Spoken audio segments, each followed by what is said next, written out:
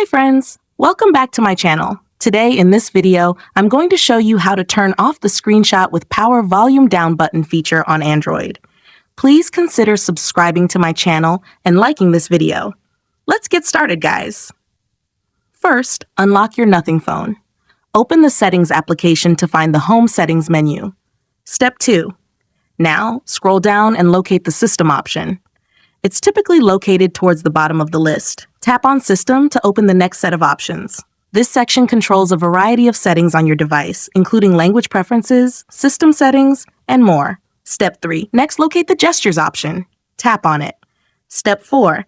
Now locate the Screenshot Gesture option. Tap on it. Unfortunately, the Screenshot with Power Volume Down button is turned on. Step 5. For the last and most important step, select the Screenshot with Power Volume Down button option to turn it off instantly. If you found this tutorial helpful, don't forget to like this video and subscribe to my channel. Thanks for watching.